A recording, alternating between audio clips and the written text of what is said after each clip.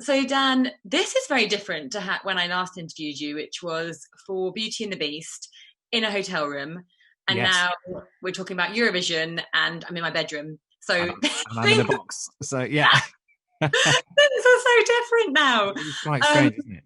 yeah, how are you? You all right? You doing I'm well? fine. Yeah, yeah, hanging in there, hanging in there. Yeah, yeah. Good.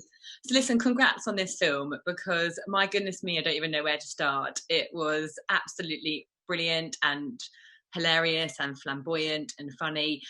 When your agent called you and was like, "So I've got this film, Dan, like about Eurovision, where you are a flamboyant Russian contestant and you have a really flashy outfit and Will Ferrell's in it," and you're like, "Stop right there. I'm in. I'm all in." I don't think she even got that far. I just heard. I think she used the phrase, "I've got a bit of a fun one for you," and I always know that's a good sign. And yeah, I'm a huge Will Ferrell fan. I've loved him for years. Always wanted to work with him. And I'm obviously, growing up in the UK, very aware of what Eurovision is, of how, weird and wonderful it can be. And just thought, what a wacky combination of those, Will Ferrell's sensibility, Rachel McAdams' sensibility, in this space. And then David Dobkin, the director, played me "Line of Love," the song that Lemtov sings in the competition, and I was like, I just couldn't stop laughing. I was like, this is absolutely hilarious. And yeah, it was an instant yes. How did you guys get through the filming without just cracking up? I mean, there are so many scenes which I genuinely don't know how you made it through. Like when Will Yeah, is on top of you and trying to like, yeah. like how? I mean, the answer is we didn't. I mean, very often you do just crack up, or but there was just so much fun, and I love his way of working, just throwing out improv and ideas, just changing things up, and just really trying to make each other laugh, and trying to make the director and the writers behind the monitor laugh, and just sort of just being very playful with it. I think that's the best way, and the comedy never comes from a mean place. It just comes from a sort of sweet and silly place, and sometimes quite an earnest place, and very interesting talking to Will about his style of comedy, really, that, we're never taking the piss out of Eurovision. We're taking the piss out of the kind of person that, that Lars is, or the kind of person that Lemtov is. It's not, it's not taking the mick out of the whole thing. Yeah, no, I think you feel that as well. I mean, it's a parody, isn't it? So, I think also you touched upon about growing up in Britain, about how people feel about Eurovision. I mean, the Eurovision parties that we have here, I mean, everyone knows what a Eurovision hangover is because you've been like doing shots left, right, and centre for like different points, different countries. Yeah. Was there any kind of Eurovision party on set? Did anyone go down that route?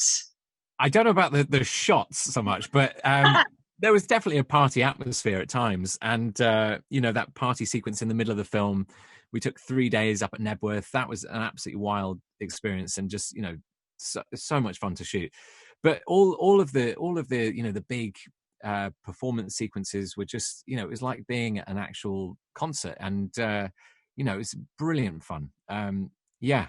But yeah, the Eurovision parties, I'm very familiar with those. Haven't been to one for a while, but I imagine they'll start up again now. Yeah, I think so. I mean, yeah, I haven't been to one since I was at uni, I think, because I was like, those days for me are like, I've got a child now, cannot be dealing with all of that. But it's also a Um, very long night as well, isn't it? It's like several hours of drinking. It's not just sort of a couple of hours, and then it's anyway.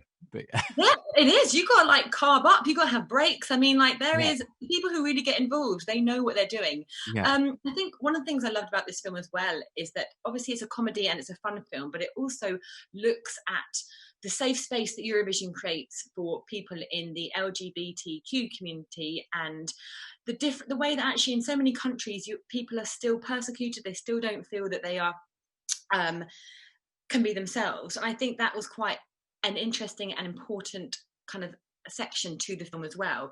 Do you agree with that? It kind of had that message.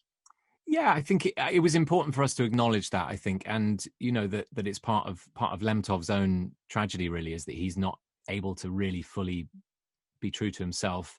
And that, yeah, while Eurovision is, it is a safe space. It's a place that really, champions and is a haven for free speech. There's often a lot of protest acts that show up in with different causes. you know, that some of these artists, they go home and they can't acknowledge their sexuality, for example, because it's you know, it's dangerous, you know. And I think it is worth acknowledging. It's worth remembering that, you know, yeah, in and amongst the silliness, that is still going on. Yeah.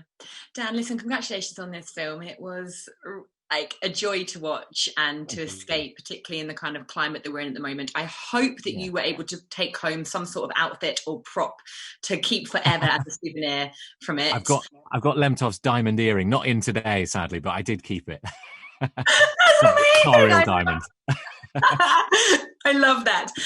Dan, thanks so much. Enjoy the rest of this crazy mad promo time. Thank you very much. Cheers.